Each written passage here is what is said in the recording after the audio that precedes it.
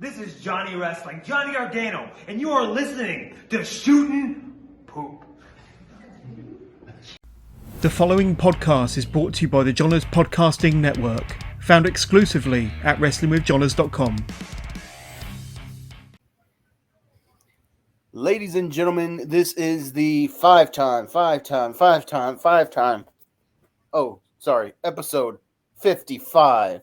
I was going to say, please don't do that 55 times, please. I don't think I can handle that. Five. All right, now I want you. Okay, you did all that. Now you got to do the complete, man. You got to do a spin-a-rooney. I fucking hate it here. I can't do a spin-a-rooney. Thank you guys for loving it here with us. Even Joey K. We've got a lot to get to tonight, especially they finally let him in. So let's go. Let's get it started, gentlemen. We got a lot to cover. Let's do this.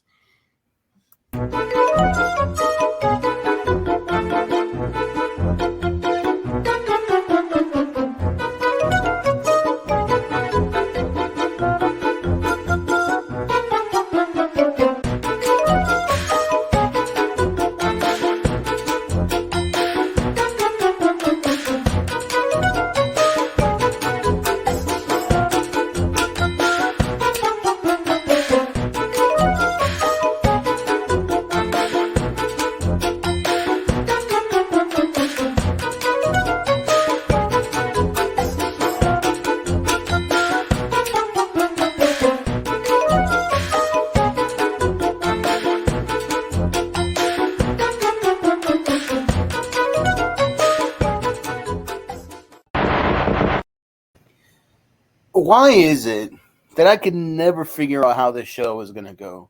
Because I paused to let DDJ do his witty little quip before our entrance video, and there was nothing. I love watching you squirm. The wet fart. But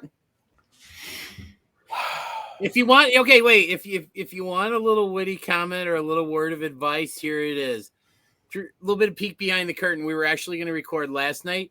But one piece of advice I can give all the shooters out there. Before recording a show, do not go to Olive Garden during the Endless Pasta Bowl special and load up on 3 bowls of pasta because you will pay for it later. Dude, Wow. no joke. I saw the commercial for that sale maybe 2 days ago. I get paid Friday. I'm going to go nuts. It's going to be like a 4 to 5 bowl day. You'll think that I had freaking Virgil with me. Meat sauce. Meat sauce, baby. Okay. Y'all Joey some K nasty normally loves motherfuckers. meat sauce. Come on, man. I love what now? Meat sauce. No, I don't. Oh. Absolutely not. It's fucking garbage juice. Oh, How would you know? yeah. I've been told. Oh, okay. Very smart. Just because DDJ's up there in the top corner gargling meat sauce like it's his fucking job, like his 401k depends on it, that doesn't mean the rest of us on this team are. Oh, look at him. Look at he's a spitter. He's a spitter. Oh, you okay? Ooh, you're right there, bud. Yeah, Oh. I'm good. Ooh. Just still trying to fight off this bronchitis, so. Oh, I was gonna say, what was his name, man? Maybe you should like eat some more fruits or something. Dice pineapples. Everybody dies pineapples. Hey, Rick Ross said it best, baby. That's it.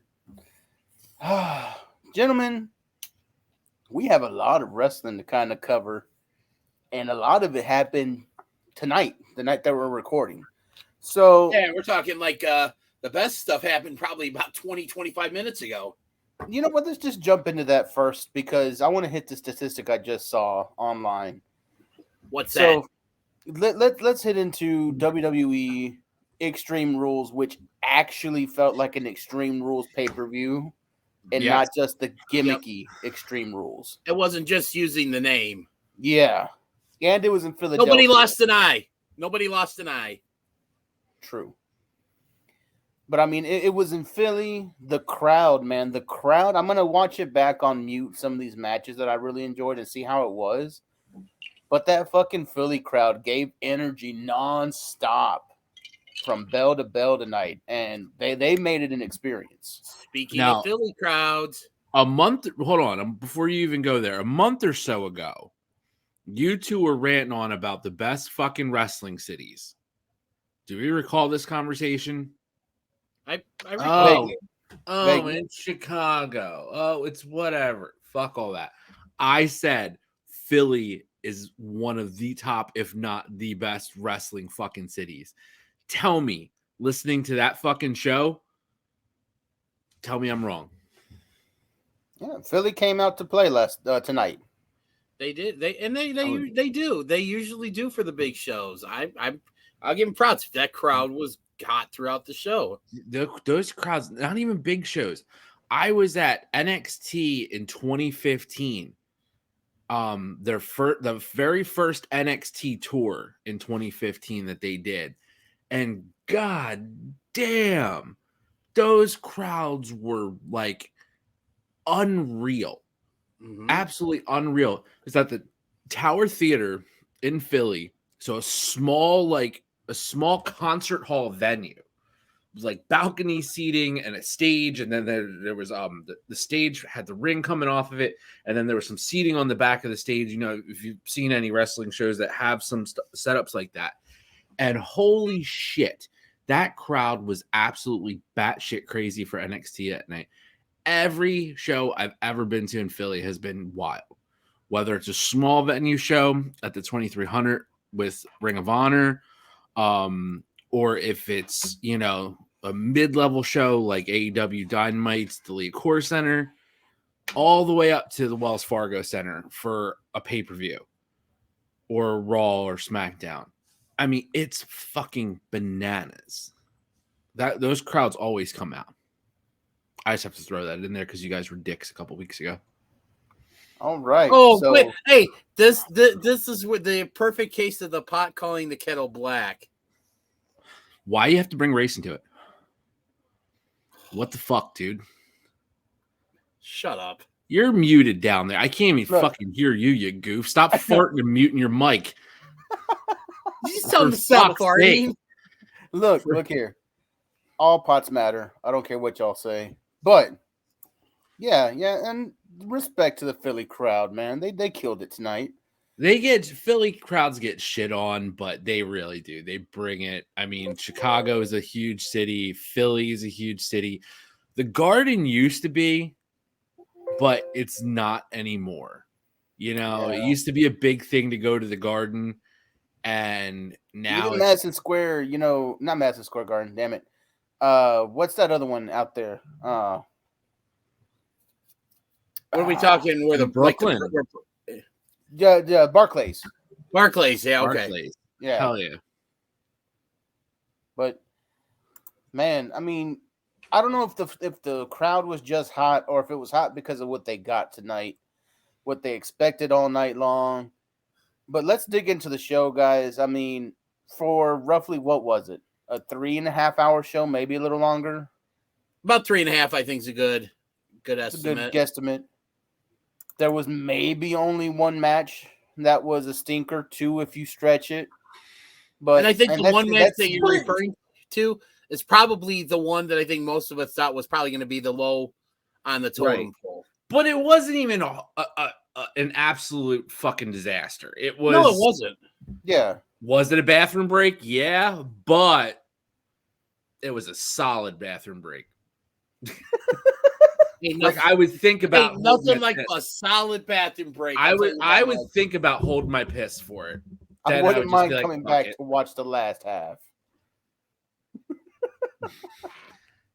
Well, if it's the match if it's a match I'm thinking about, the last half actually, that finish of it was kind of was the worst, fucking stupid and shitty. But of course, we're going Liv Morgan and Ronda Rousey, right? Oh, 100%, yeah. Okay. I mean, look, yeah. They're like, I want to get behind it, but it's just It doesn't. It's not working. It's not No, fucking working. Liv wasn't working, unfortunately. As And I much think, as and you guys think this is the end of the Liv Morgan experiment? it needs to be. Yeah, I think. Because I mean, she was over with the crowd, and I mean, the crowd was definitely behind her. They fucking popped hard when she came out. Yeah, Yeah, and they no. cheered big time for her throughout the match. That's Yeah. not the issue. The issue is she's not believable against the bigger names in the damn division. No, she's the she's got to always be chasing the title. That's the problem. There are certain wrestlers that always need to be chasing, Right? but when they get to the peak, it's like, where the fuck do you go? Oh Yeah, man, they were in Philadelphia. Liv Morgan was Mikey Ripwreck. Oh my god, Mikey, fucking! Mikey There's a Whipwreck. spot right here for Mikey Whipwreck because he's that guy. You know, and for a while, I'm not somebody that anybody likes to talk about anymore, but fucking Tommy Dreamer. Like, Dreamer was always chasing the title in ECW. Yep. And he even said he never wanted to win the title. Yep. It didn't make sense for his character. He needed to No. always just be like this close. Well, you talk about Tommy Dreamer and chasing the title. How about chasing that elusive win against Raven? Exactly. Like, that's the thing. Like, you know, the Dreamer Raven feud that went on so One of the fucking best long. rivalries of all time, in my opinion. Oh, hands down. But like, it didn't need a conclusion.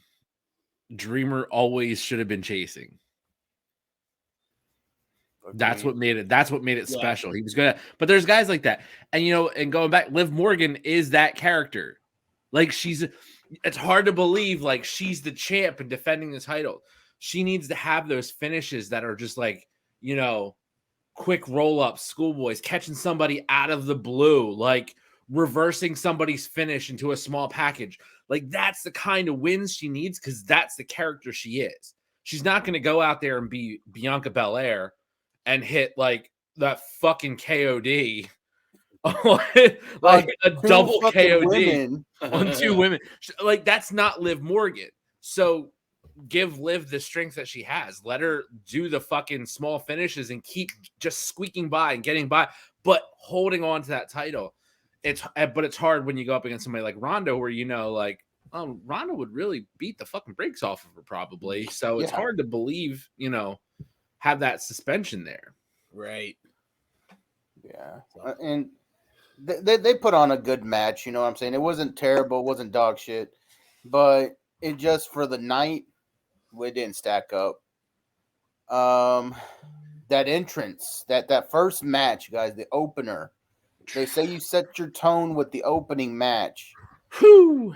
That wasn't a match. That was a glorified bar fight in a wrestling arena. I'm going to say this right now, that this feud, you know, in recent years of WWE, there hasn't been really good big men type feuds, but this Sheamus Gunther feud has been top fucking notch. Yep. Yes. It's always, and I'm biased on that because that's my style of wrestling. They're fucking laying it in. They're going real strong. I mean, if you want any like, you know, truth to that, look at Sheamus's chest in the entrance from last night's SmackDown. Yeah, as we're recording yep. Saturday night post Elimination Chamber, or post Extreme Rules. You know, like, look at his chest. His chest was still ripped up 24 hours later. They're going hard. They're laying it in, and they fucking came through. That was a great match. It was, and I mean, it's just that, and everybody, like, you know, had time to shine. I mean, it wasn't just about Sheamus and Gunther, you know, Ludwig Kaiser and Giovanni Vinci, and then you know, the Brawling Brutes, Butch and what's his name? Ridge Holland. Thank you. You know, they all had their and they all had strong moments where they got to be featured. And to me, when you have multi-man matches like that, where everybody gets a chance to shine, it's a win for everybody. And in that case, everybody won. Sheamus got got to save some face, by getting the pinfall. And like you said, hopefully this isn't the end of this feud, because this has been one of the more entertaining things that's been on WWE TV as of late. So I like all the small things that were done perfectly in this match. Small things such as the part where Gunther had the fuck's that little hammer thing called? The shillelagh? The shillelagh. And instead of knocking him with it, he puts it around his arm and he's going for the fucking lariat with it. That to me was awesome. Great small touch. Yep. Also, Michael Cole saying, I don't think I've ever seen a shillelagh that large. And Corey Graves' response is, I'm really trying to hold back my inner Michael Scott right now. Just straight dead. And then what's really great is if you listen close, you hear Michael Cole laughing before he cuts his mic off. We talk about a lot of things since Triple H took over, but to me, the commentary has gotten much, much better all around. They're relaxed. Yeah, and a little bit of a quick rewind to SmackDown last night. Y'all catch the little line Wade Barrett had after Max Dupree beat up the models and I haven't watched SmackDown yet, so I haven't had a chance to. Sorry, I know what happened, but I know SmackDown happened and shit happened in it. But he literally Wade Barrett goes, "I knew it was LA Knight all along." You guys know I fucking love Pat McAfee. I'm a diehard Pat McAfee fan, but I also like fucking Wade Barrett. When they announced these changes to the commentary teams, I was sad to see they broke up Vic Joseph and Wade Barrett from NXT because I thought they were really good.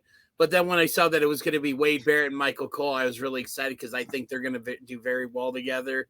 But yeah, that Wade Barrett had me cracking up with that little line last from SmackDown. The other thing too, Jimmy Smith. I mean, I fucking love Jimmy Smith too. He did a great job. I mean, he's been a great MMA commentator for years, and brought some great realism to WWE, which I loved. Yeah, no, I agree with you there too. He did a great job, and kind of a kick in the nuts how he found out he was being released, though, for being honest. Oh, that story about telling him just give that line to Cole. It's like, okay, I thought I was calling that match. Guess not. It's when it all clicked. Yeah. Well, I'm fired. Yep. But, WWE does that, though. I mean, it's years and years of them doing shakeups on the commentary team. Right. So it's not, oh, my God, so out of the blue. It just kind of sucks because I think we all were in agreement. We had some really great commentary teams. You guys know I hate NXT 2.0. I don't have much good to say about it. But, yeah, Vic Joseph and Wade Barrett on NXT, that was a solid commentary. Their commentary is great. McAfee and Cole, I think, were fantastic. Absolutely. And McAfee will be back. I don't, that's not over and done with. He's just going. Oh yeah, he's doing his college stuff. Once the college season ends, he'll be back.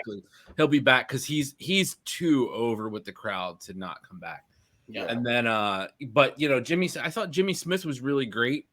Working along Corey Graves on Monday night.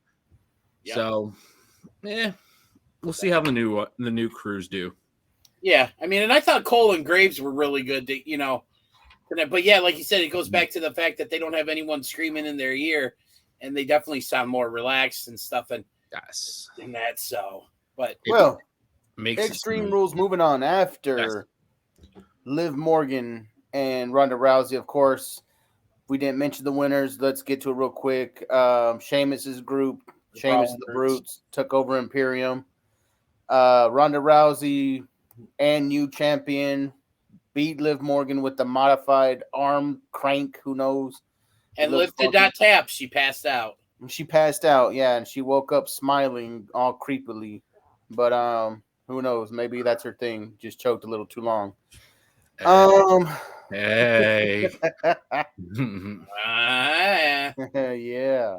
I like them chokers. Anyway, next up, who was the match after? It was the strap match. It was the strap match, which may Solid have been the match. second.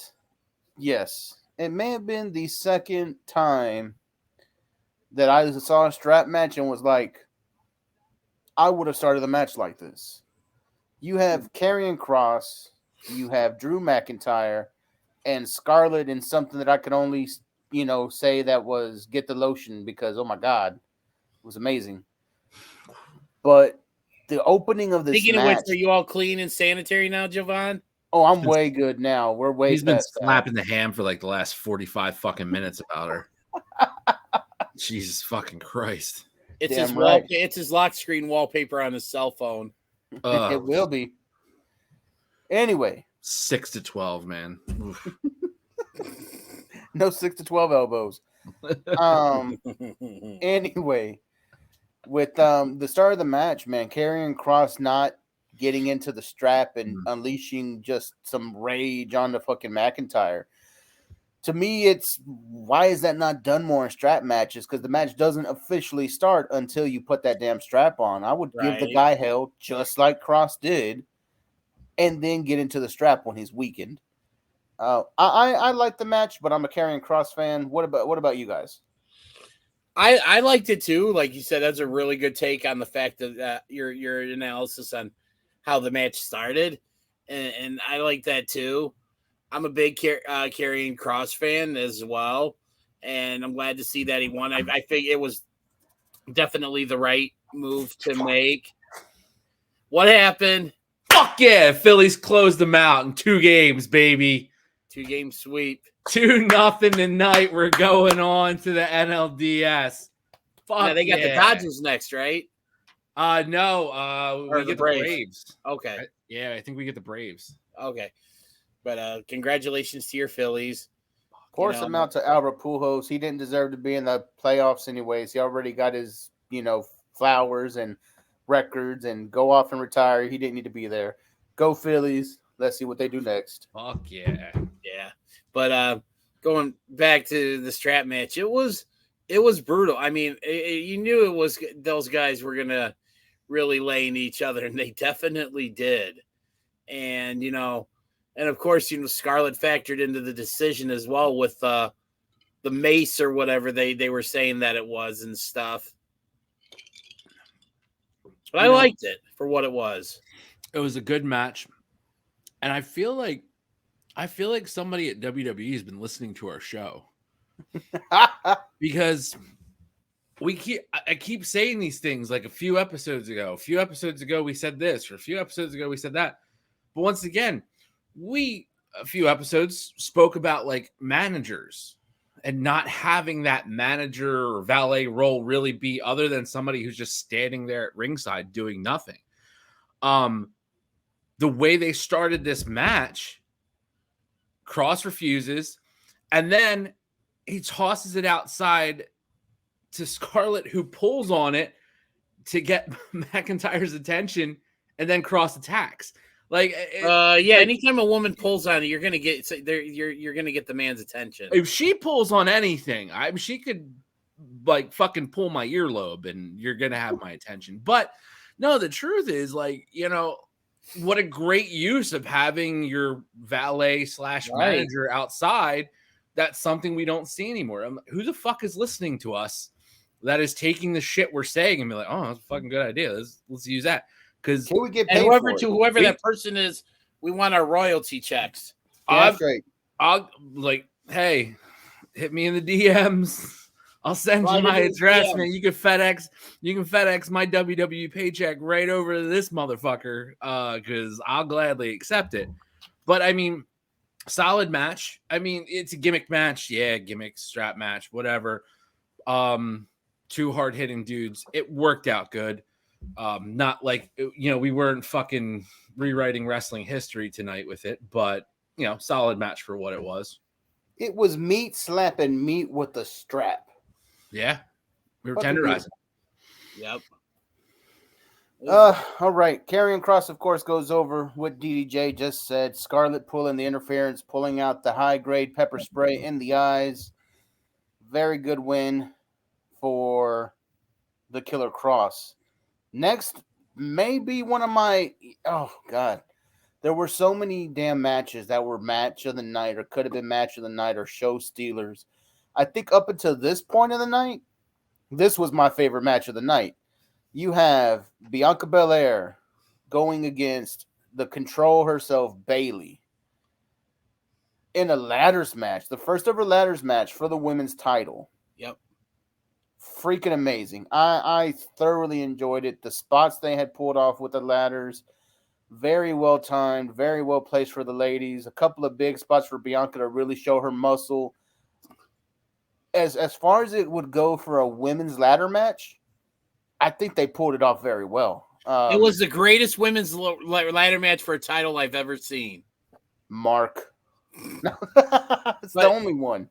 But no, I mean, that's why it's the greatest. So, but no, one of the things I really liked about that match is that any little opportunity they had to go for the title, they went for it. They didn't, dollar around, look at the crowd, stall or anything. It's like literally, if their opponent was, if the woman's opponent was down, like if Bayley was down, Bianca was going for the ladder to try to get the belt, and vice versa. If Bianca was down, Bayley was trying to get the title. And I think one of the things I really liked about that match is that both ladies kept every opportunity they had. They tried to go for the win. Yeah, again, a gimmick match, but you added a sense of realism instead of the let me play my character for the crowd, and it was really like hustle to the ladder, try to get up there. And there was the one spot where they had the two ladders side by side. It was towards the beginning of the match, and they're both going up, and then Bayley stops, and she's like, no, jumps down and grabs and pulls Bianca down. And I was like, that's great. Yes. Instead of the typical, oh, we're going to fight across two ladders and wait to see who falls. No, let's be real about this. Go pull her down and beat the shit out of her and then go up yourself. That's how it works. So, yeah, they played that match really well. Fucking Bianca, man. And this is kind of one of the things that I thought was really good throughout the whole show was the psychology in each of the matches. Yes. Agreed. 100%. I think, every single match had those elements that you're just like, oh, there's something I haven't seen in WWE in a while. Yep.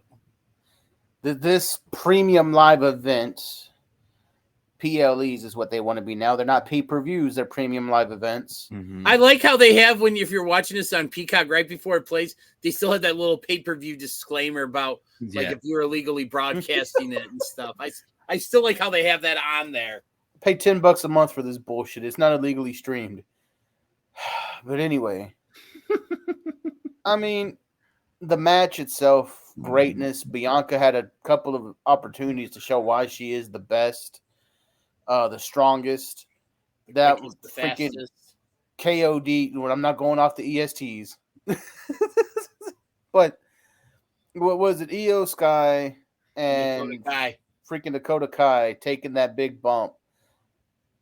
The only thing that I've seen that may have been as equally impressive as that is John Cena hitting the FU on Big Show. Same damn shit to me. And that shit was awesome. And you mentioned the KOD. I loved how the finish of the match was the KOD. She had the ladder. It was Bayley, then the ladder, and she did the KOD basically to where Bayley smacked her face on the ladder, and that was it. That was a great finish for that. But also, too, right after that, going back to what we were talking about this whole match, Bianca popped up and ran up the ladder. Let's not waste time. You hit your finisher, and now you can kind of coast up there. No, she was still hustling. This match isn't over. It worked out great. The whole sense of urgency was on point in this one. Yeah. And I don't know if that's Hunter or whatever realignment they have in the backstage, who's coaches producing these matches and stuff like that. I'm sure that was probably Tyson Kidd because he usually does the women's matches. Yeah, that's actually true. And it almost feels that if it's Tyson Kidd, Okay, is he allowed off his leash now? He's been allowed off his leash to kind of produce a match that he wants to produce in the WWE sandbox, of course. But I don't want a Burger Cup. You're damn right it is. fuck yeah, it is. Oh man, it's good shit.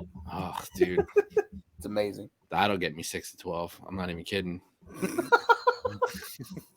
It's like that meme. I am just a dirty trailer park burger slut.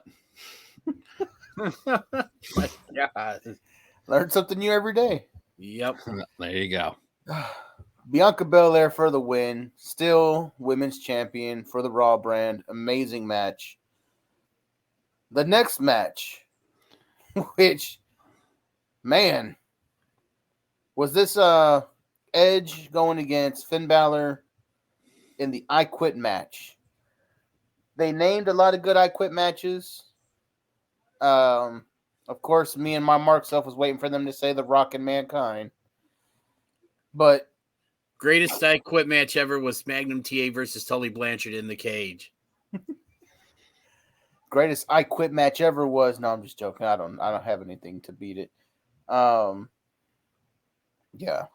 Anyway, when a match is done so well, you feel like you could literally do anything in the match and it's gonna work. That was this match. Yeah. Because if you're watching it in real time, you're like, fuck, this is happening. Now this is happening. Oh, shit, this is going to happen. And you're just going through this roller coaster of, well, what else are they going to throw at you? But you're in the match the entire time. Yep. That's when you know you have a good product with that match. I was gonna say one of the best. You're watching a classic when multiple times throughout that match, it's like, okay, this is going to be it. This is where it's going to end. I mean, there were just so, like you said, so many, it had me from the start till the finish, and what a finish! I thought the finish was predictable once Beth got involved, but I really liked watching it play out because they did it so well. Like, I felt like, the odds are so stacked up. And then once Beth gets, hit from Rhea and is knocked out, I'm like, they're going to use Beth to get Edge to quit. Yep. But Edge is so fucking good. Like, you're just like, fuck, I know it's gonna happen, but god damn it, I'm watching it. I can't stop watching it. It was that good. So that was a great match.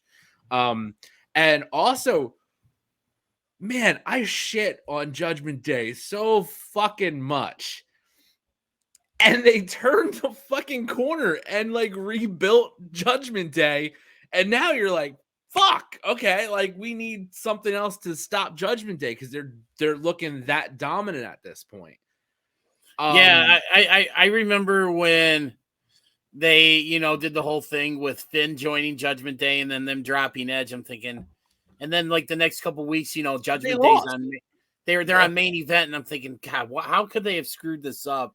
But once again, classic case. I think Triple H basically taking, what he had to work with, basically, had, whatever, like, a bunch of eggs. And, he made like, a 12 egg omelet or something. Like he made a culinary masterpiece. It was easy to see. Okay. When Joey K called the Judgment Day, the bargain version of, or the wish version of the Dark Order, it was true at that time. But then you get at that time. At the time, yes. At the time, it was very valid, a very valid criticism. But then you get Dominic Mysterio to turn on his father and to start cutting his hair like his real dad, Eddie Guerrero. His poppy. And now he's there with his mommy, Rhea. And for some reason, all of that just worked to where Judgment Day now is a freaking force. You hear how much heat they were getting at the end of that match? Oh, it was amazing. They were getting booed out of the building. Yeah, and that is exactly what they should have had from the beginning. They took a horrible fucking detour to like go absolutely like getting squashed essentially into like, why is this faction even a fucking thing? Yep. To, I would say, one of the top, I'd say right now, after that match, earlier in the night, I wouldn't say this, but after that match, probably the number 2 faction in WWE. Yeah. Who's number 1? Oh, the Bloodline for sure. Okay. Yeah. I mean, but I would have like Imperium and the fucking whatever Brutes, the Brawling Brutes. Yeah, just because they've been having such great matches, especially with this feud with each other, and even going into that match against Edge and Finn, I would still say that. But what they did tonight with Judgment Day was like, well, fuck. Yeah.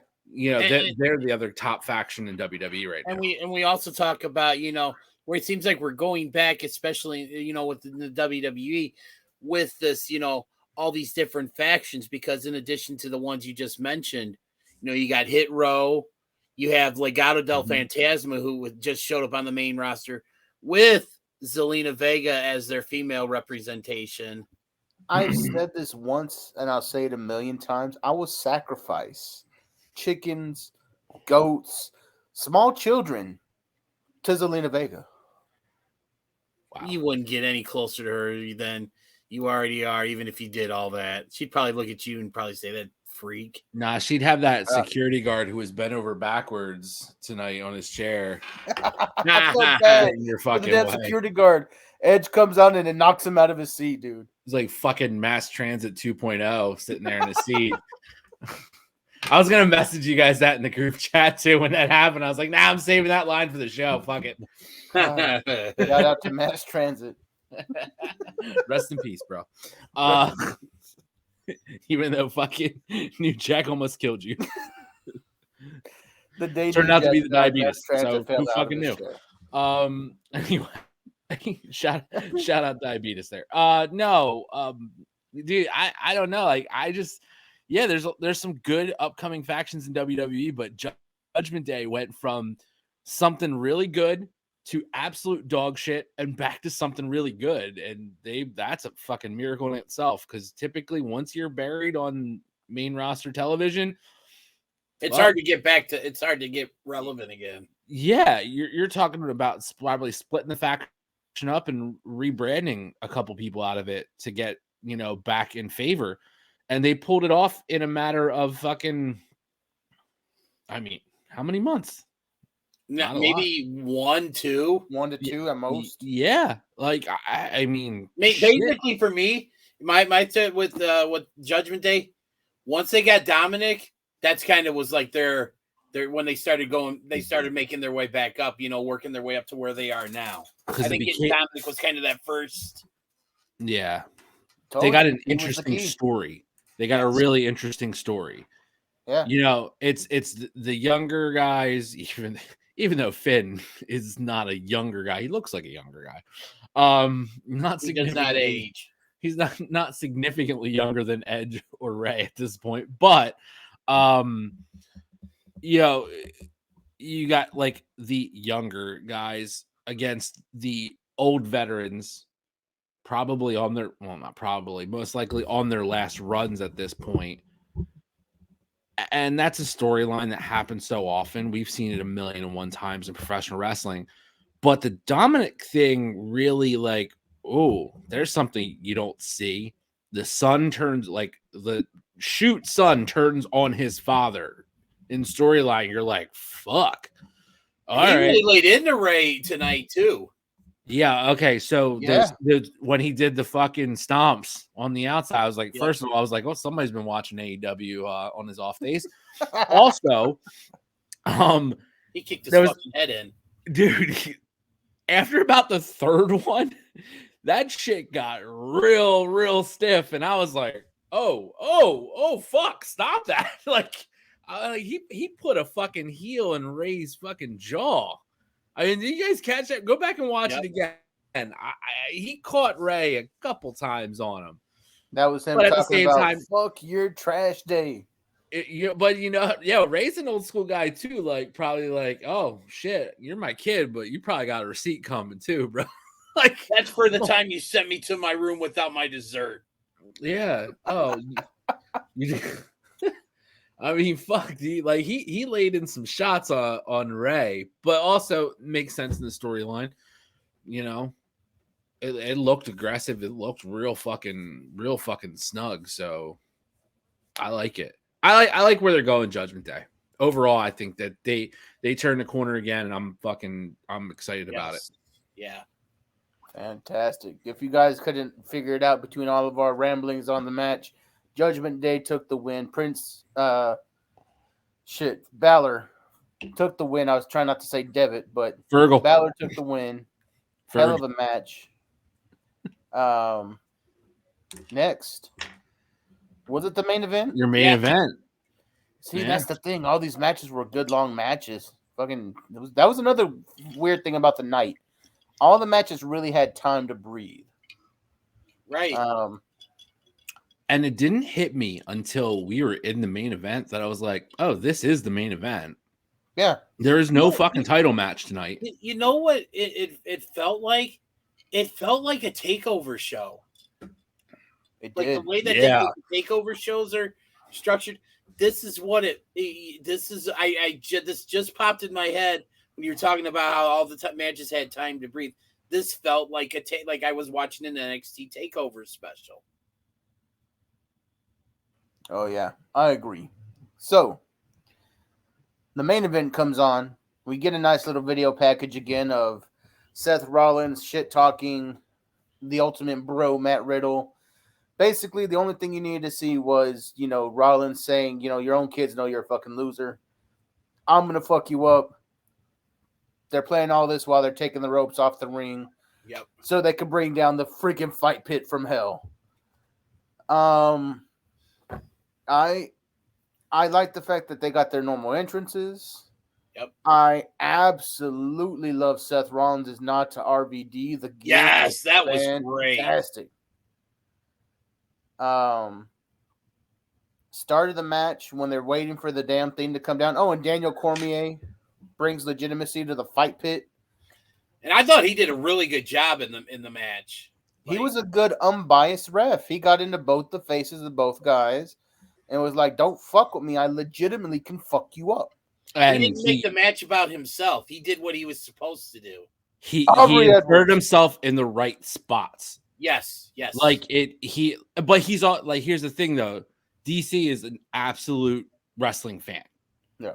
And that's been well documented there. I mean, back from when Rollins cashed in at Mania and made the match a triple threat to win the title, he was there and he got blown up big on social media because he was there like freaking out when Seth Rollins won the title. I think didn't they even mention that on commentary or something along those lines? They might have. I had it turned down. The commentary I had to turn down for that match because I was watching the Phillies game. But so I missed if they mentioned it. But I thought I heard them mention something about, because I do remember them alluding to WrestleMania 31 and stuff. Mm-hmm. So I think they did mention that. Which again, just shout out to just the commentary, because Cole and Graves were awesome all night. Oh, fuck yeah! Oh yeah, the commentary tonight went real well with the matches. Small things like the jokes that we caught. It was just, that's what she said, inference, greatness. There were just little things tonight that all just hit well. Mm-hmm. Yeah, and I know you guys mentioned it. I had my camera off for a second, but the Seth Rollins, why is it every time he's on a major show, I always have nothing but amazing things to say about Seth Rollins of fucking what he does and how good he is. I don't remember the last number one. I don't remember the last bad Seth Rollins match that I've seen. I can't even think of a match that was bad. I can think of matches that could have been really bad. Mm-hmm. Like recently the Torn Pec Cody match. That should have been an absolute shit show. And it turned out to be fucking match of the night. Yeah, I think Meltzer gave that 5 stars. And, you know, and yes, I know everybody Cody. I can't believe Cody competed like that. Well, A, Cody was cleared to compete like that. If it was that horrible, they wouldn't have let him go. They really wouldn't. But Rollins did what he needed to do to make that match great, to get Cody in the spots, and we talked about how he took care of Cody in that match when they did the spot through the table in the corner, and he hit it, but he knew he was tossing Cody to his left side, so he didn't hit that right pec or didn't land on his shoulder and damage himself anymore. Like these little things that you see, that if you're really into wrestling, you're like, wow, fuck, man, Seth's really fucking working. And then the other things, the bigger things, like Seth comes out in Philly with the RVD inspired gear. And so I was going, you guys said that, like, fucking awesome, man. And I just like, he also had a couple nods to RVD in the match, like with the that's freaking Rollins hanging off the cage, and then he does the frog splash. Like, just little shit. Seth does so much good stuff. Riddle makes it look legit. Like, I knew it was going to be a good match. I was happy with how it went. DC played the absolute best part, didn't overshadow anything, but had the moments where he needed to be Daniel Cormier. Mm-hmm. That worked out perfect. And the biggest thing, obviously, what we're going to talk about next is the ending and how they didn't do what WWE typically does, which is like a run-in type, interrupt the match kind of shit. They let it play out all the way up the entrance ramp. All right, pump the brakes on the ending. Go ahead. Get a little bit more shine to the match between Riddle and Rollins. Did either of you guys kind of, like, when they were on the walkway and he went to do the buckle bomb, are you like, I'm in the back, I'm like, please hold the structure. I was like, really I'm like, oh my God, oh my God, oh my God, oh my God. Yeah, my asshole's pretty puckered at that point. I'm not gonna lie. I wasn't gonna go that far, but I mean, you can admit it. It's okay. It's 2022, man. We can talk about your asshole being puckered. Just a little, real tight. Like, yeah. No, every big spot on the fight pit, you know, every throw into the pit kind of had me a little tight. I know. Every bump on the walkway, the ramp thing, that RKO had me a little tense. Dude, the damn Broton had me really tense. Oh man, because I was like, "There's no way he's breaking his ass right here." Oh, yeah, I agree. I think that's more of a problem with guys like us than younger fans. I'll say why, because it makes me think all the time. We're fans that were watching wrestling as fans growing up when Owen Hart died. Yep. So we have I saw him wrestle the night before he died. Yeah. We have a different perspective on these crazy high spots that are like, oh, you can get really fucking hurt or die doing something. We have a different look and appreciation for that kind of shit because we've seen somebody die in the ring for a fucking entrance. Well, look at what we just saw with when we talked about on last week's show with the whole thing with Tua, you know, with that. I mean, that was when we saw Sid Vicious break his leg. Yeah. Ooh. That fucks me too. Thanks. You know, and I think like a lot of younger fans don't have that appreciation because they haven't really experienced a tragedy like that. Not saying I ever want to see a tragedy like something on that level again. Like I don't, but unless you were a fan at that point, I don't think you appreciate it enough to where you see, or if you were not a fan who hasn't been to a live show and do realize how fucking high up in the air they actually are.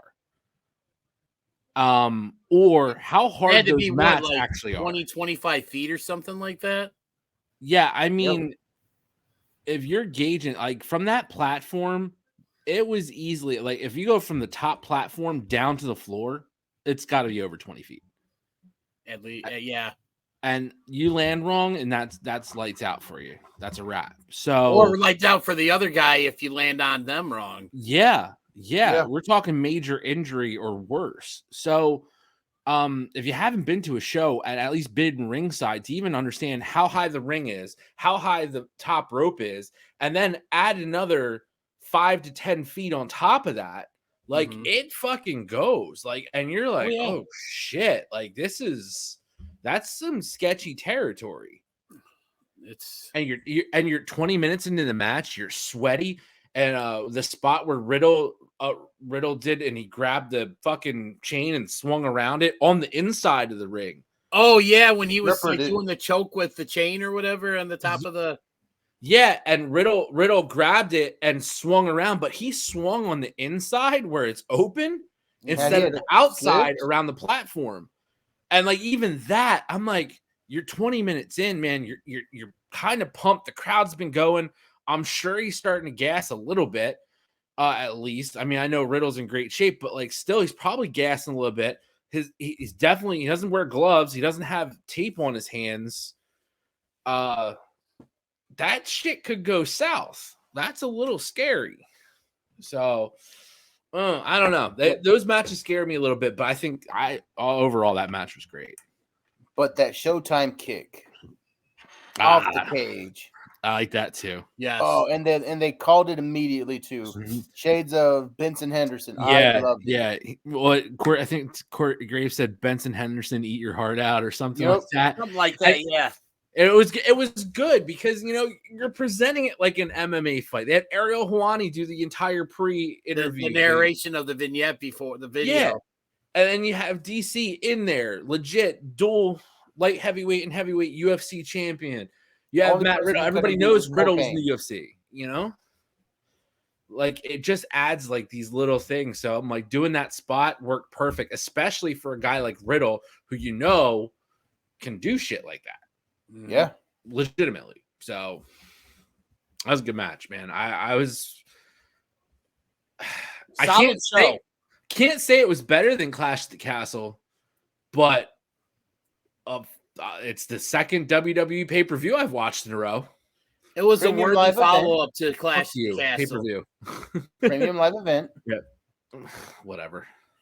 But now we can get to the end, which I think was done so well because it's like you two said.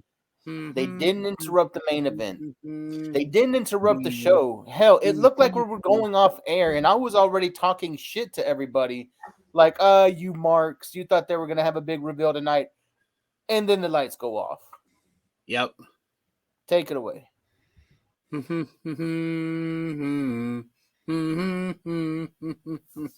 No, that was just the lights went out, and I think everybody knew at that point this was finally happening. And and you have Michael Cole be like, "Hey, are we still on the air?" and everything.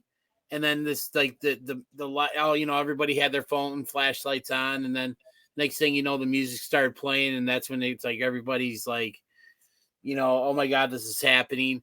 And then they had throughout the arena, they cut to the characters from the Firefly Funhouse. Like you saw Huskus, you saw Mercy, you saw the Witch, and then you saw the Rabbit and stuff. And then, then you go to the entranceway, and it was just like this door or whatever, and then you saw the video. Huh? There was a Fiend in the crowd. Oh, yeah, the Fiend, yep. It was the last one they showed in the crowd before they went to the you. door. But then even before they opened the door, they had that video that played of like the Firefly Funhouse that looked like it had been like, vacant for so long because everything was covered in cobwebs and all the puppets. It was really cool. Like I really love the attention to detail they put in that. And then, the music, from the Firefly Funhouse, how it just sounded all warped and everything throughout the whole time. And then it cut out. And then next thing you know, you see the lantern. I mean, it basically there was some form of homage or whatever you want to call it to every version of Bray Wyatt that we've seen, and it was just well done. And then he came out wearing that really creepy looking white rabbit mask, and then he had he took it off and had the big reveal, and then they cut out, and that was it. And it's just and I loved how you said, Jovan, how it went. It didn't overshadow that main event, because that main event, it would have done that match tremendous injustice if this reveal had cut into that. So that was well done that they let the match finish, let the guys have their, moment. And then just as they're getting ready to go off the air, then that's when everything hit. And it was well done. Yeah. From that opening moment where they're like, are we still on air? And like, fuck yeah, you are. Here we go. We're going to get some good shit. The tie-ins, the cuts to the crowd with various characters, all the characters, I should say. And then the horror movie setup of the door. I mean, Jesus fucking Christ, they cut that thing perfect. Yeah. I mean, I'm watching home on TV here and I'm sitting here going, this is some fucking quality horror movie type shit. With the door, the lighting behind it that lights up, the way the door blows open. And then, you get a very distorted image that is Bray at this point. But yes, he's wearing a different mask. And then we come full circle to him pulling it off and the I'm here and blowing the lantern out, which we've seen him do so many times before, but I'm like, we full circled back to Bray, but just the instant question is like, what are we going to get with this version of Bray? Obviously, we know like all the iterations they hit on, and I think we're going to get some type of all together. I was going to say something along the lines of that it's going to be some kind of amalgamation of all the different versions of Bray Wyatt and stuff. So I love a little bit of new thrown in too. I love my favorite Bray was the first version on main roster. Yeah. That Bray who was out there like the fucking scorned preacher, talking to the masses, the cult leader style, just talking. The eater of worlds. Yeah. And I've always been partial to that. The Fiend, like we said before, had some good stuff. Some stuff didn't work, but they tried it, and the idea is cool, but just doesn't work out. The Funhouse, I know it's really over with a lot of people. It never was a top gimmick for me outside of like the Cena Firefly Funhouse match at Mania, but Bray showing his face instantly was like, I'm sold. Whatever he's going to do, I don't give a fuck. I'm here for it. I want to see the lantern. I want to see the fucking entrance. He's probably getting new music or another version of his song again. I want to see all that. All the shit that, I've loved of Bray over the years. And they just built it perfect. We talked about the fucking QR codes, the way they fucking reintroduced something's coming, and very creative marketing on it, very creative setup, and the payoff was absolutely worth it. Absolutely. We fucking knew it was gonna be Bray, but you still popped knowing full well who's at that fucking door or who was coming tonight. And like, that is, to me, that's the highlight of the show. They fucking pulled it off perfect. And if that's all Triple H and his way of, this is how we're going to do things and reintroduce characters or whatever. I mean, I know we've spoken this for the past couple of years about how, AEW is really coming on and they're a big time player, but I don't think Tony Khan's ready for Triple H. And the best part about this, for at least in my take on this, this is something I think we've talked about in the past when it's come to WWE versus AEW. None of us here want one company to succeed at the expense of the other. We all wanted everything to be good. Like, I want to watch, good wrestling, on Mondays and Fridays, and on WWE and, for what AEW Wednesdays. And we're finally getting that. So it still boggles my mind. And, this is all the whole Twitter thing or whatever, the keyboard warriors and everything. It's just how people can still sit there and bitch and complain about, like it boggles my mind because we're actually getting good wrestling and good shows from both major companies right now. And that's what a lot of us fans want. I agree. And we've said that a lot. I think the most healthy thing is good competition. It's not one company buying out other companies. It's not one company being absolutely dominant and the other one presenting dog shit on a weekly basis. It's WWE and WCW, like 96, 97 all over again, where yes, both shows were, obviously WCW is dominating ratings, but both companies were putting on quality shows. I mean, look, without the popularity of certain stars in WWE in the mid-90s, we don't get the NWO. Mm-hmm. Because Eric Bischoff doesn't get the reign of saying, they give him the reins and go, we need something that's really going to step our game up against at time WWF.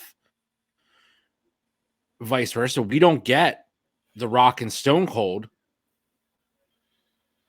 or at least what we know of them to be, without the NWO and WCW being. We don't get DX without the NWO. We don't get a lot of things. So we don't get Bullet Club without NWO. Yeah, all these. Well, I'm just saying specifically, like that era. Yes. Yeah, that era. The reason we have so many good memories and so much top tier talent and like stars made was because of the competition. Mm-hmm. So that should translate to now. If WWE is putting on quality fucking stories and quality programming and even reintroducing a character that honestly is probably love or hate, because I mean, I've never seen anybody who's like, yeah, Bray Wyatt's cool. It's either you fucking really love Bray or you're like, I don't get it. Like but you reintroduce him in such a creative, cool way. I mean, man, talk about stepping your game up to go against, Tony Khan, who's like every week, hey, guess who's here? Guess who's here? Here's who I signed. Here's who I threw money at. That's competition. And that's going to benefit everybody. However, somebody it should not benefit is one Sammy Guevara. He is my absolute cunt nugget of the week. Now we're going to transition to the other stuff that's going on. We're going to transition to something here. I am very much of the camp, and I don't give two flying fucks if Eddie Kingston or Andrade threw a punch at him first or whatever. You have two separate incidents within a couple of months. Sorry, three separate incidents in a couple of months. And there's one fucking person involved with them. That's kind of telling me something. It's funny that you bring that up, because I was thinking about something that similar along the lines is, I used to work for FedEx. I got to a point where I was an assistant manager and I was working at a store. I'm not going to name the store. I'm not going to out anybody, anything like that. But there was this person that literally had a problem with just about every other person in the store. And I was talking with the store manager about it once. And it's like, okay, if somebody's out there saying that, he or she has a problem with literally, or, has some kind of beef or something with every other employee in the store, every other employee in the store is not the problem. Because usually if there's one person that has issues with multiple people, that person is usually the problem. And in this case, I think that's what you're saying. And, I'm not going to disagree with you on that. Yeah, I just feel like if there's one person involved in every fucking physical altercation, like maybe that person's the fucking problem. Maybe he's being a bit of a fucking dickhead, and something should be dealt with him instead of sending Andrade and then keeping said dickhead in the main event and putting him over. Because that fucking crowd on Wednesday night hated Sammy, and that was not that wasn't good heat. That was go away heat. Yeah, I was just gonna say that as well too. The loudest cheer I've heard in any wrestling I've watched this week was the "fuck you, Sammy" chant on Wednesday night. Yep. Tell me I'm wrong, because that came through loud and fucking clear, and you would have had to mute the entire show to stop that from airing. I can't disagree with you on that.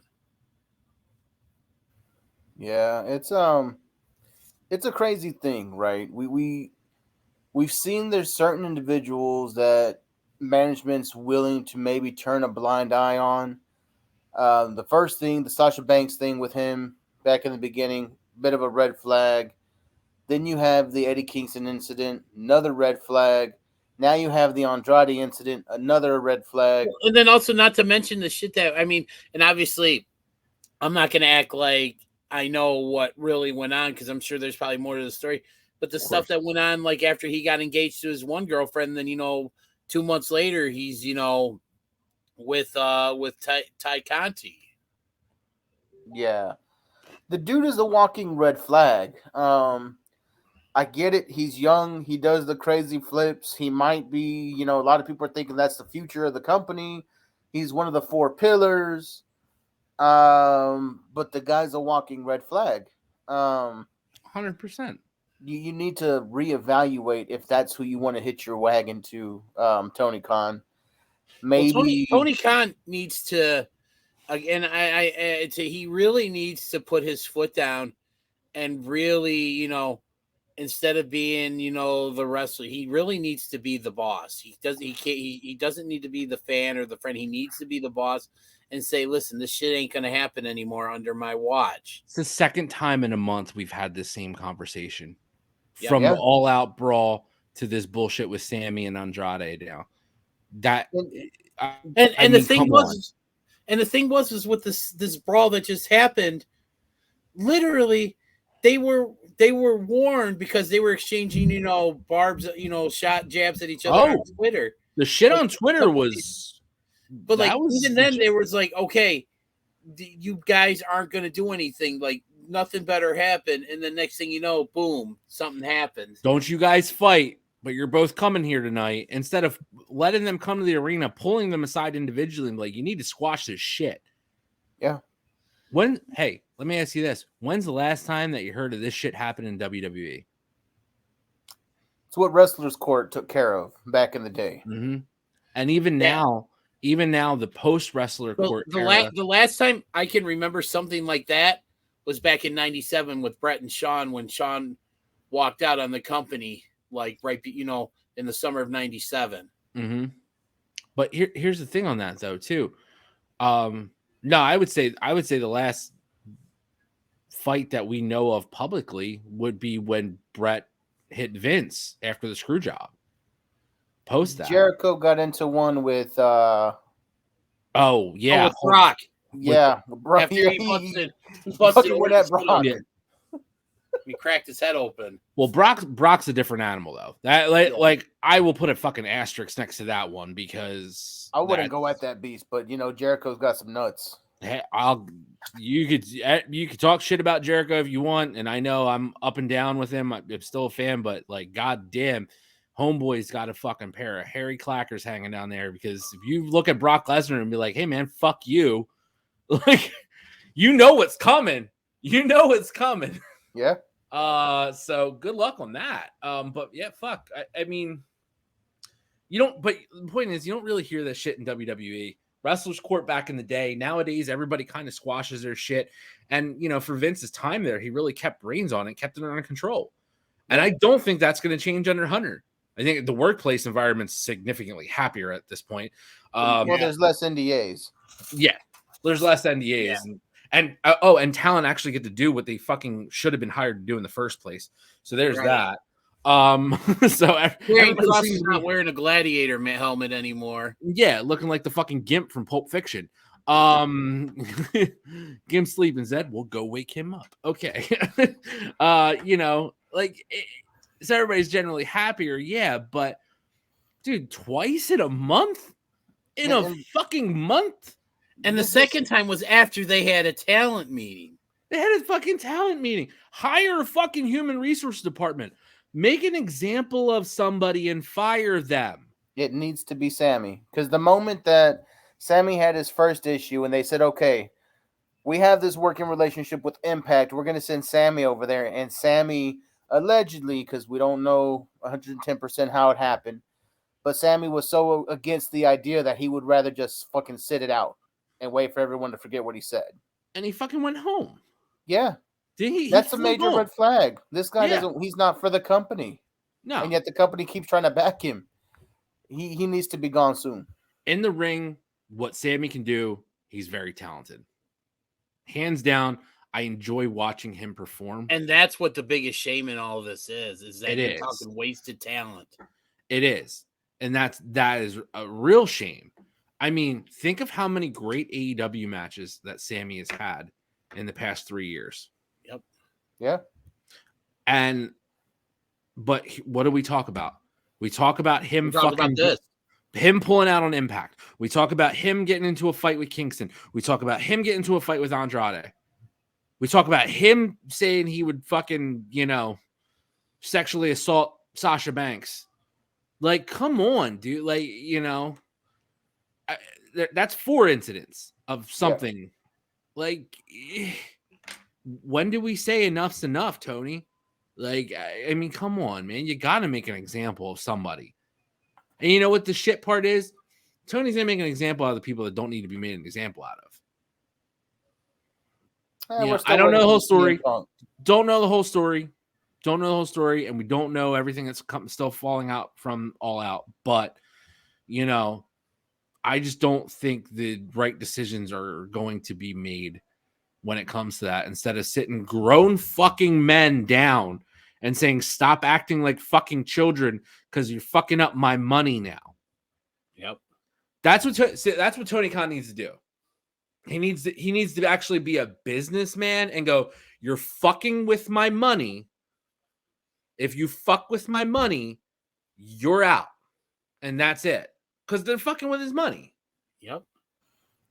So people, whether you want to admit it or not, people tune in to see Andrade. People tune in to see Eddie Kingston. People tune in to see Sammy. A lot of people tuned in to see CM Punk. A lot of people tuned in to see Kenny Omega. A lot of people tuned in to see the Bucks. And the Bucks. Their shoes sold out without them even marketing that bullshit with champs. Not a lot of people tuned in to see Colt Cabana. You had to go there, you son of a bitch. Of course I did, because one person tuned in to watch Colt Cabana. And that's the man who's gargling Colt Cabana's meat sauce.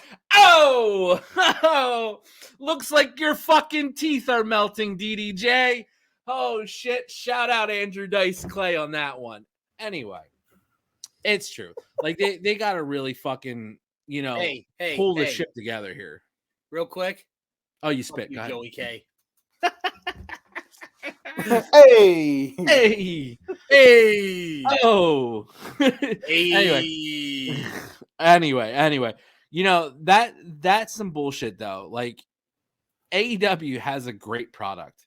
We've said this a million fucking times in 55 fucking episodes now. But Jesus fucking Christ, grow up, run it like a business.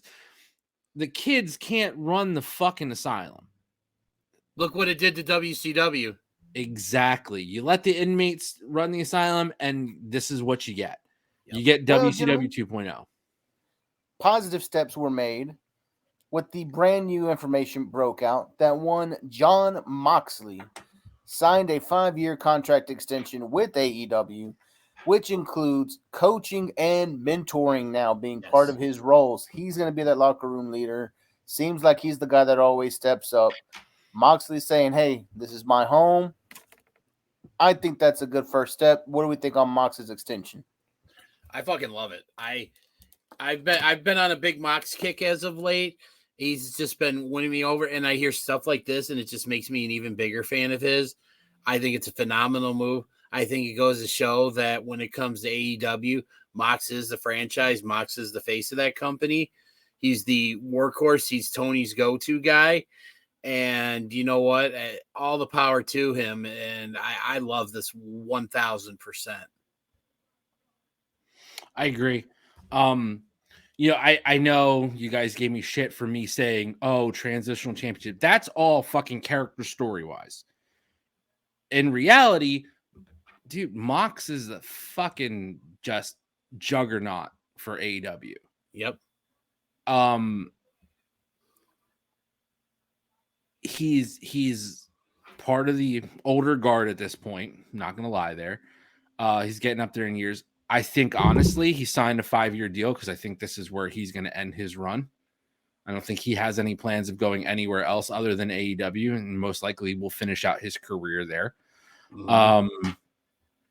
Along with, the GCW stuff popping up here and there, like the things that he's allowed to do, New Japan, GCW, stuff like that. But as far as major TV talent, this is probably where he's going to end his career. I think he proved himself. I hate to say that because I feel like he's proven himself a million times over, but once again proved himself when he was supposed to be on vacation for a month or two and All Out bullshit happened and they brought him back to put the title back on him. He once again proved himself that he proved to everybody that he's a fucking company guy. And if some other veterans aren't going to step up, talking about Punk, talking about Omega, talking about the Bucks, then fuck it, Moxley will do it. Yep. And that hopefully brings some change to the locker room side of things. Having a guy like Mox in there, long-term deal, he's not going anywhere. And, I say he takes over that late 90s, early 2000s Undertaker role in the AEW locker room. I like that. That's really good. I mean, look, we're comparing apples and oranges here, but look at Mox in AEW. He's only lost a handful of matches in the years he's been there. He's only lost, I think, once this year. Right. Yeah. He dropped the title to fucking Punk at All Out. Yeah. I think the only match he's lost all year. Yeah. I mean, so. And he didn't make the PWI top 10. Yeah, but guess what? Did The Undertaker make the top 10 a lot of times when he should have either? No, he probably didn't. And we can fact check it. I might be wrong, but I feel like he didn't. A lot of times when he probably should have. But that's the thing about Mox. He doesn't have to. You know what he's bringing to the table. His music hits, he's coming out. You know what you're going to fucking get. Same thing with Taker. You're going to get the entrance. You're going to get a fucking Undertaker match. And you're going to respect the shit out of him for it at the end. With Mox, you're going to get the Moxley through the crowd entrance. You're going to get a fucking Moxley match. And you're going to respect the shit out of him at the end of it. Like, there's a lot of similarities here. And having him sign that deal, I think that was a lot more strategic on Tony's side of, we need a veteran presence. You know, the line he said to Hangman that basically called out Sammy's shit on Wednesday night, but also was directed at Hangman, I think. The line where he said, "You're a sweet kid." That line, do you guys remember that? Yeah. And I mean, you're a sweet kid, but what did he say? Stop doing stupid shit or something. You got to stop doing some stupid shit around here, or something along those lines. And it was like, that's the Sammy. That's the Hangman. The whole fucking All Out shit doesn't really go if Hangman doesn't say the shit to Punk. And then the Bucks and everybody started their shit.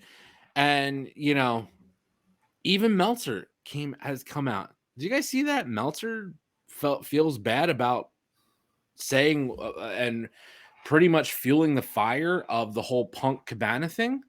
Yep. And feeling responsible for causing part of that brawl because that was on him.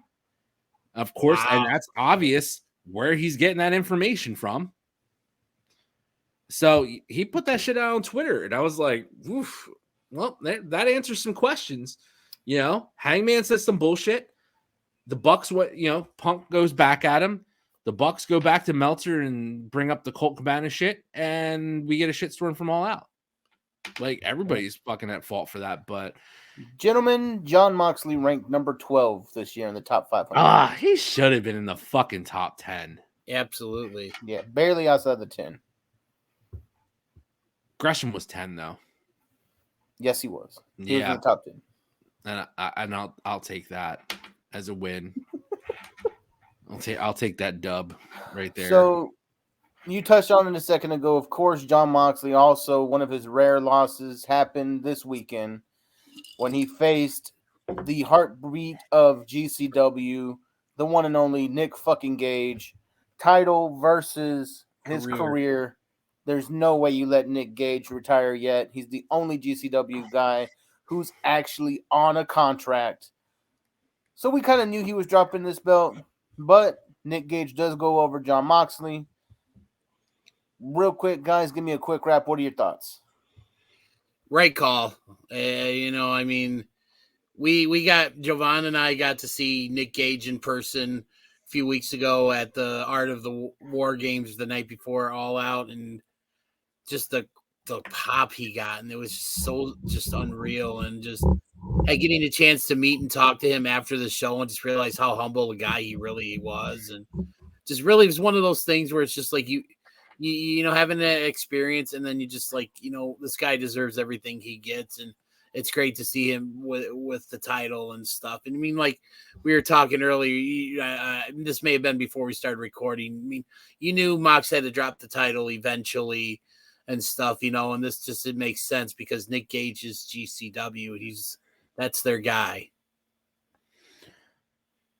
Nick fucking Gage, the heart and soul of GCW, the real life best friend of Shane Green from SGS. Still was an amazing cameo. The absolute fucking best cameo I've ever seen. It was Isaac's best friend. Isaac's best friend, really. Yes. But he was shooting on Shane so fucking hard in that cameo. It was priceless. Like Christopher Daniels calling Shane's Daniel shot on. It was Daniels that shot on his mustache. On the mustache. Either way, friend of the show, Nick Gage. Just the other thing to that is it makes sense because he's the fucking heart and soul of GCW. I mean, Jovan, you nailed it. And obviously, I think we all know at this point Moxley's going to be a little bit busy. Yep. So holding that GCW title up, and Moxley's a guy that's like, I'm here to do business. Like he's not a fucking, hey, let me keep your belt in my fucking travel bag for the next 2 years. He's not a politician. He's not. So good on him. And I think, and anytime him and Nick Gage do anything, it's always in the realm of GCW, a classic.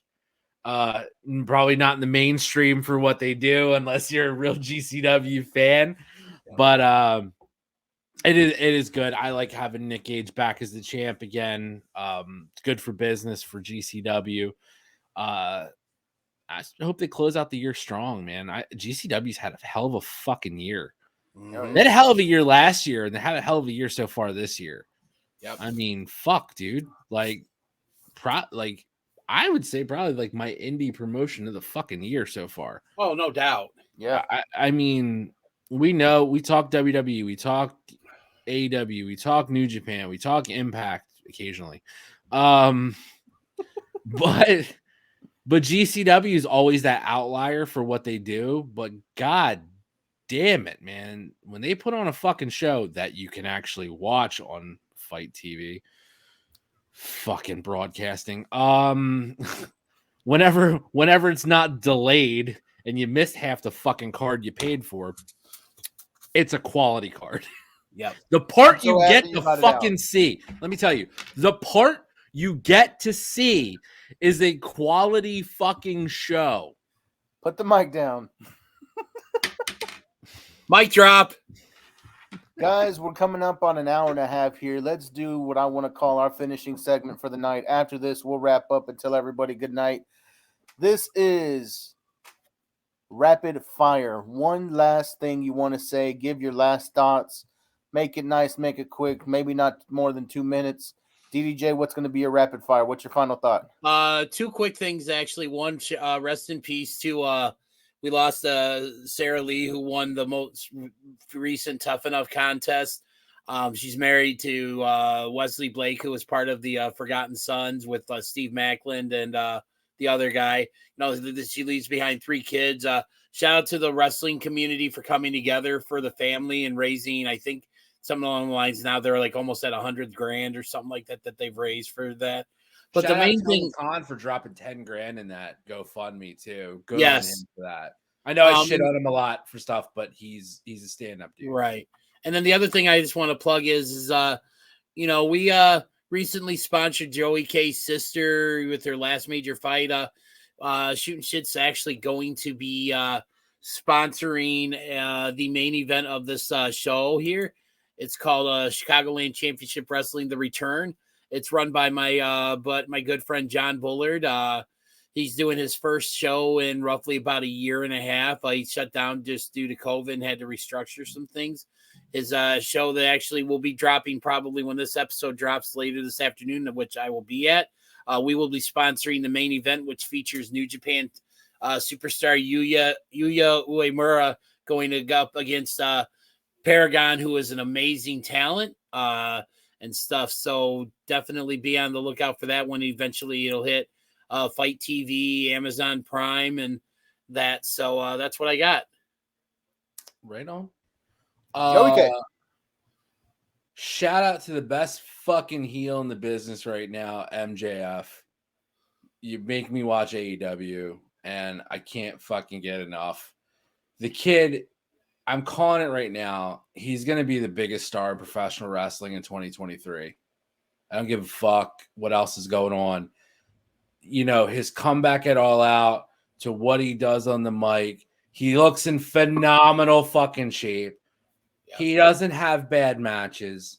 The kid, you want to talk about a fucking pillar of AEW? Fuck Sammy. MJF is the motherfucking foundation of AEW at this point. Kenny and the Bucks can't even fucking win a fist fight against a 40-something-year-old man. And his dog. Fuck, dude. You're talking the foundation, MJF. So shout out to him. Yes, absolutely. The tragic passing at 30 years of age for Sarah Lee. That is a big fucking, fucking awful.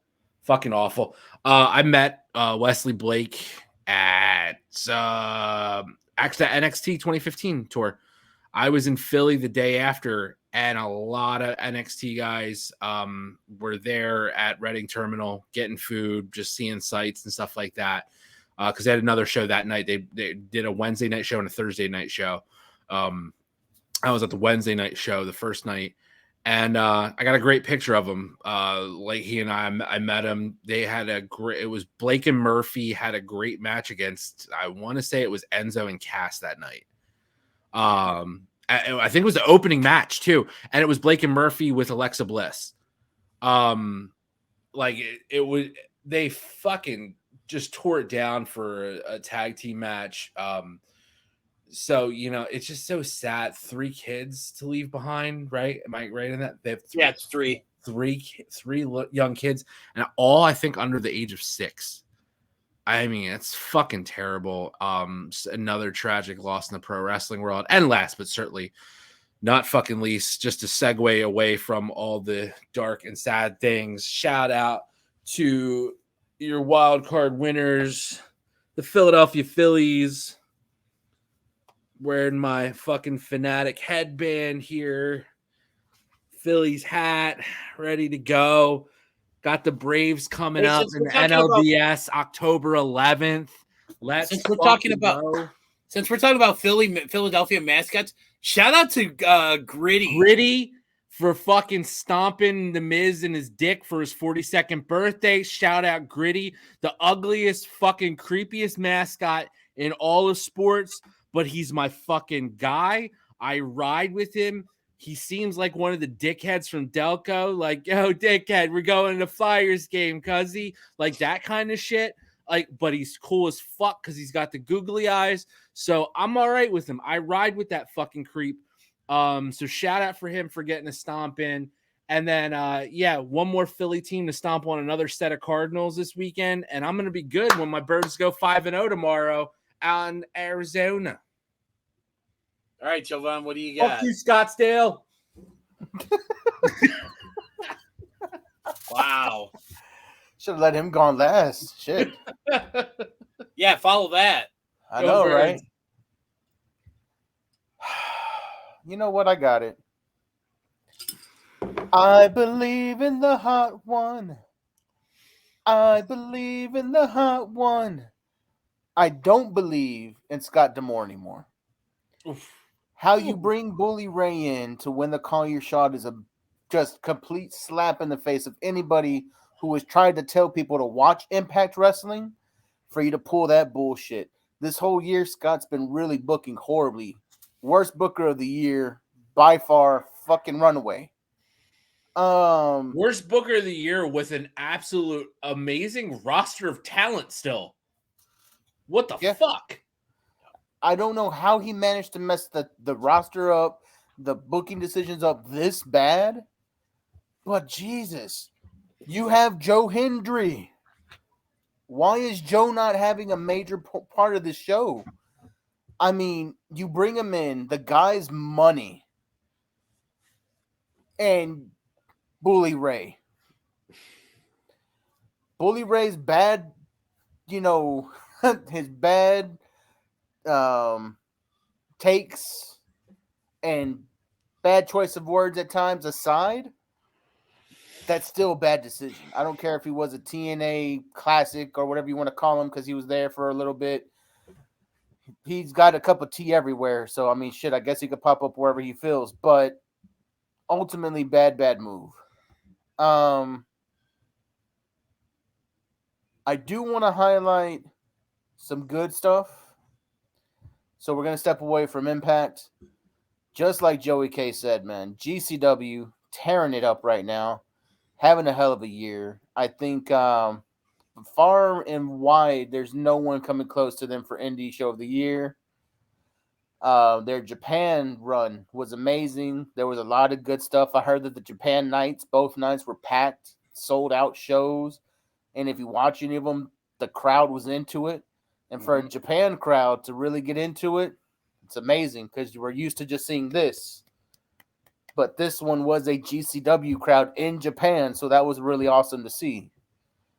Other than that, watch your wrestling. Whatever you enjoy, whoever you like, doesn't matter. We're not going to tell you who to watch. We're not going to tell you when to watch it. I'm just going to tell you to watch it. Enjoy it. We all three have our own favorite eras. We have our own favorite wrestlers. Watch what you like. But I will say this. If you were into learning some of the classics, Tales from the Territories. Oh, that was so good. A lot of deep cuts in that damn show that when I was watching, I was like, I remember that happening. I remember seeing this. And then hearing stuff that you didn't know about, like the people who would, I didn't know Jimmy Hart got a blow dart to the ass, but that's fucking amazing. So watch these shows, man. Tales of the Territories was great. First episode came out swinging hard on Memphis.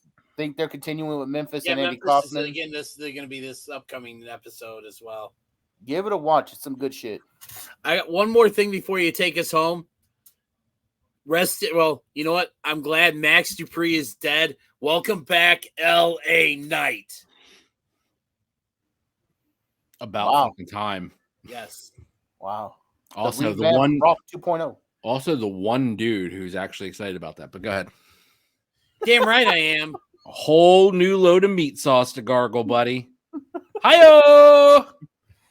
And for the Shooting Shit podcast, I've been the hot one. That is DDJ. That is the premier Joey K. Thank you to you guys for staying with us. Thank you to the girls out there in accounting. Thank you to the jobbers out there in the catering lines. And thank you once again to the Johners Podcasting Group for allowing us to do this every single week without suspending us for what we say. Keep looking up. Go Phillies. Die Eagle Die. Have a good night.